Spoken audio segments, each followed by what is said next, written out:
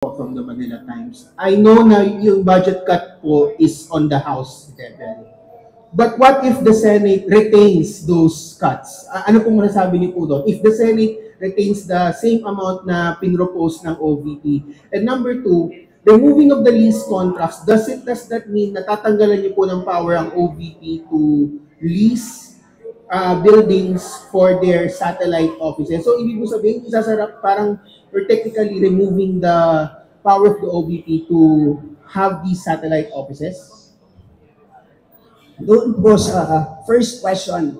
So what happens if the Senate decides to approve a different version? So yun po ang dahilan kung bakit meron tayong bicameral meeting. So kung saan po kailangan magkita ang representatives ng Congress, representatives ng Senate, uupo po sila, and they will have to iron out the differences to come up with a single version. Yun po ang dahilan bakit kailangan magkita-kita ulit pagkatapos po maaprubahan ng Senate naman ang kanilang version. At malamang, sa dami po ng line items ng ating GAB, for sure, ay meron pong differences ang dalawang version. Ngayon po, pagdating po sa lease expenses, ang lumabas po sa ating pandinig ay marami pong opisina ang ating OVP, hindi lang isa, katulad ng ating mga previous vice presidents na they only maintained a single office. Lumabas naman po sa ating hearings na mayroong 10 satellite offices and 2 extension offices. And this is likely the reason why lease expenses umabot sa 53 million pesos na mas malaki ng diyamak compared to the previous vice presidents. So, minabuti po namin balik po siya sa levels ng 2022 na kung saan ang vice president natin noon only maintained a single office. So, as I explained earlier, pagdating po sa budget execution, bahala na po ang executive dyan. Exactly how they will use the 32 million that we had approved ay bahala na po sila doon. Kung magka-cancel po ba sila ng contracts, kung sila po ba ay magte-take in ng donations, that is completely up to them how they will implement or execute the budget. As far as we are concerned, kung ito po ay maging final number, yung approved amount of, yung recommended amount of 80.732 million, kung ma-reduce po siya to 30.426 million, how that will be spent exactly, kung in the end, one contract lang siya, that is completely up to them. Kasi I heard nga po the word donation. So, if ever man nagkulang po yung budget ng OVP, are they allowed to take in donations? Yes, they are allowed. There is a general provision in our GAA. They are allowed to take in donations so long as if those donations come from foreign governments, meron pong kailangan na clearance from the Office of the President. Yun lang po ang limitation po. Hi, Constella. Krisha from the Empire po. Ma'am, can you walk us through how the committee eventually decided to slash the budget po? So, ang lumabas po sa ating hearings is, of course, nagkaroon ng problema sa paggamit ng confidential funds. But moot and academic naman because last year pa lang ay tinanggal na natin ang confidential funds. Wala pong proposed budget for confidential funds in 2025. So at least that's out of the way. Pagdating naman po sa regular programs, ang lumabas sa hearing ay number 1, tila napakaraming opisina. Bakit? Whereas the previous vice presidents did not have those nationwide offices. Number 2, bakit napakaraming social programs na ini-implement, tila redundant? Bakit merong sariling medical assistance program? Meron naman tayong ma-EFIP sa DOH. Bakit merong sariling burial assistance? Meron naman tayong AIX sa DSWD. At ang AIX at saka MAIFIP, these are mga programa na subok na. So, yun ang mga dalawang, kumbaga, nangibabaw na findings mula sa COA. And at the same time, lumabas din po na mababa ang utilization rate. Ang dami pong natirang pondo mula sa social programs. And at the same time, meron din lumabas na mga problema, implementation problems resulting from lack of implementation details or protocol according to the COA. At kung naalala niyo po, ay halos may mga similar problems doon po sa DepEd, tulad po ng mga problema sa delivery, nagka-problema po sa mga nabubulok ng mga tinapay, etc. So, ang sabi namin is, why don't we just transfer the funds for financial assistance to the national government agencies na subok na. It doesn't mean na mababawasan ang kanyang pagtulong, ang pagtulong ng OVP. Ang sinasabi lang po natin is ililipat lang natin doon sa mga ahensya na yan at pwede nang kunin ng OVP ang allocation nila doon mismo sa DSWD at DOH, katulad po ng ginagawa ng Congress at ng Senate. At on our part, by transferring those funds, that ensures the OVP na meron silang sapat na alokasyon na kakayanin nilang ma-implement. So ganun po ang naging main decision. And at the same time po, as I mentioned earlier, pagdating sa rent, na-explain ko na po yun. And at the same time, tinignan din po namin yung professional services na tila malaki ang budget for consultants. Good morning, Kong. Hannah po from Billionaire News Channel. Ma'am, clarify ko lang, medyo technical question. May breakdown na po ba dun sa amount na mapupunta sa AIX and dun sa MAIFIP? Yes. So, ang mapupunta po sa AIX ay additional 646,532,796.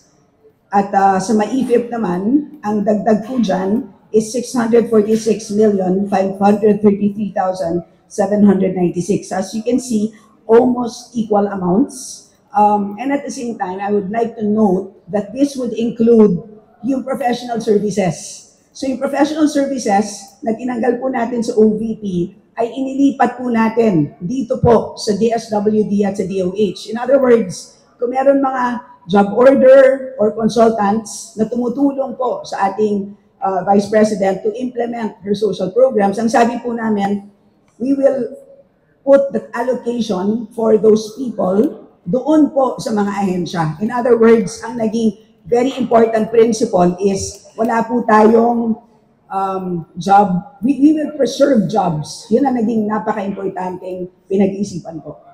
Okay po. Thank you po.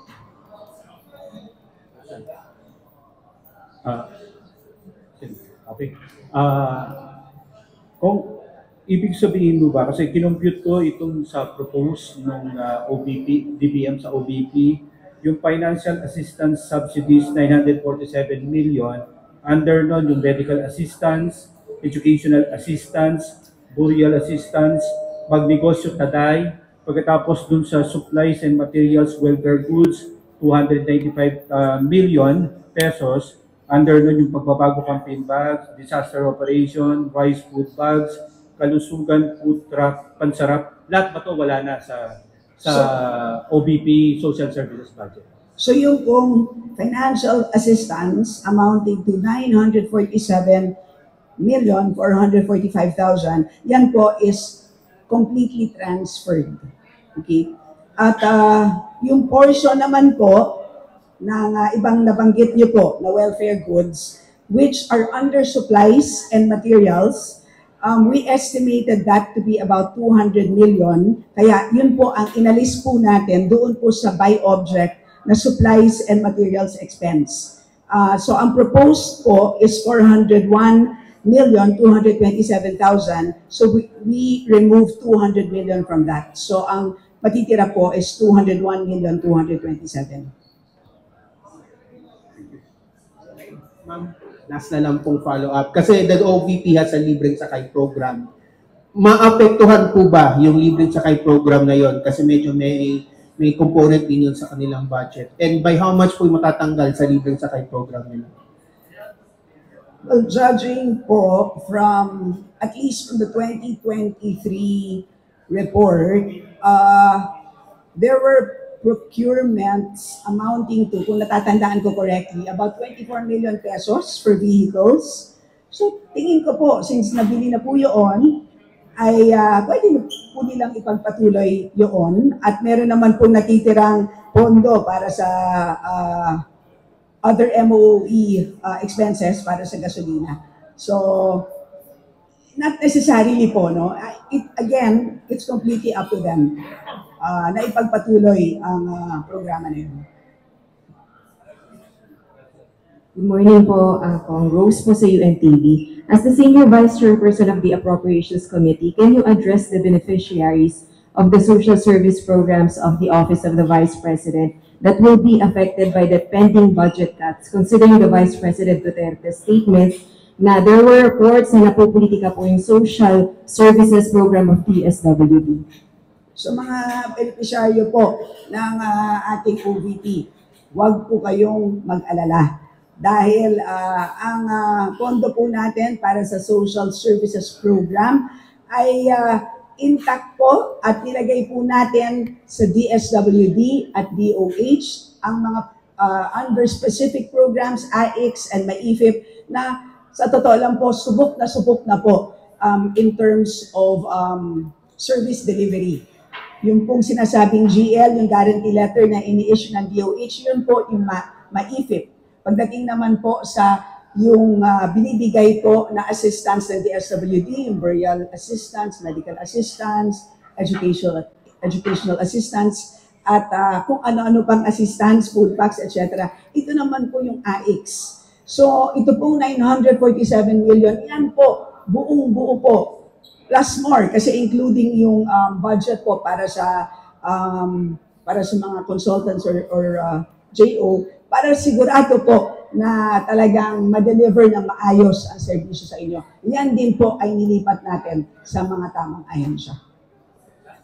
Congresswoman Earl po from IBC News 13. Ipag-isahin ko na lang po. When we say, Congresswoman, na unanimous yung naging decision ng Committee on Appropriations, lahat po ba ng members ay doon sa meeting ay nag-vote, nag-yes ng vote? And then, would it be better if personally attend si VP Sara sa plenary debates?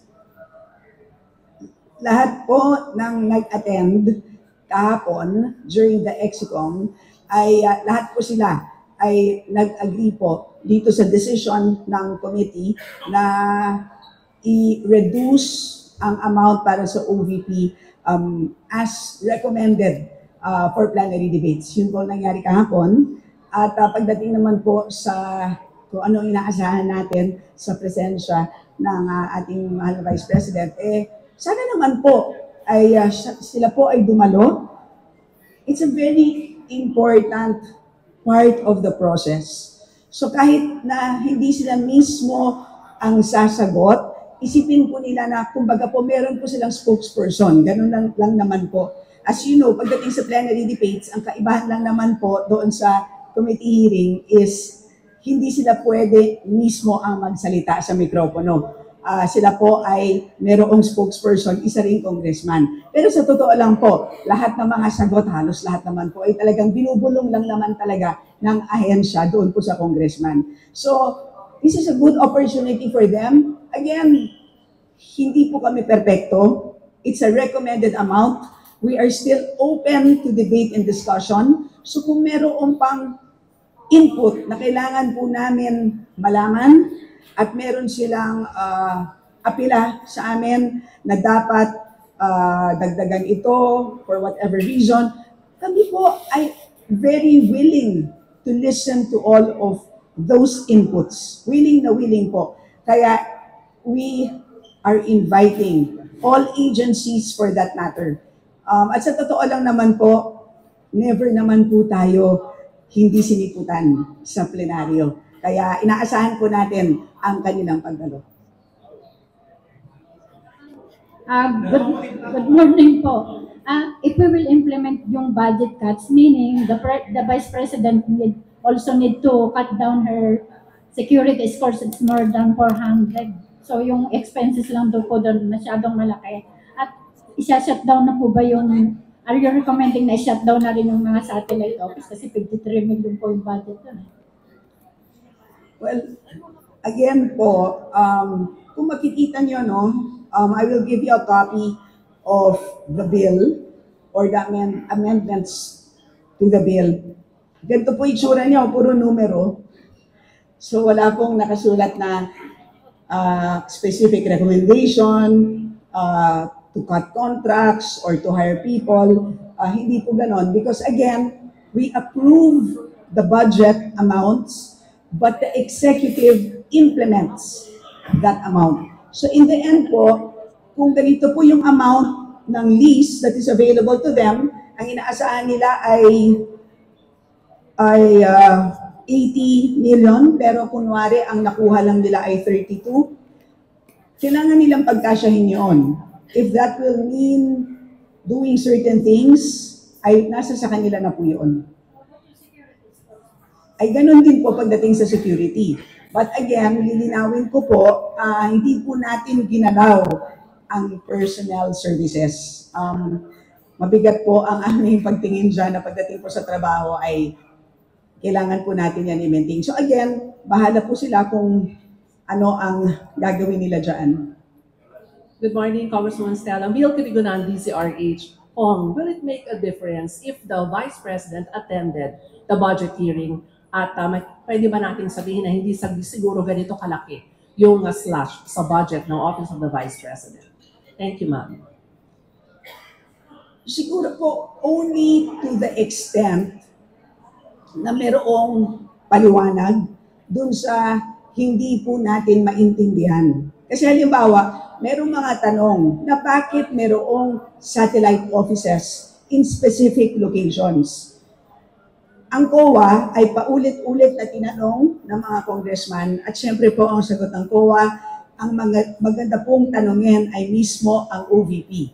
So, only to that extent that if we can get better answers, better justifications, baka po. Pero kung hindi naman po magbabago or hindi naman po magbibigay ng dagdag na input, palagay ko, ito na rin po ang kauuwian ng desisyon ng ating komite.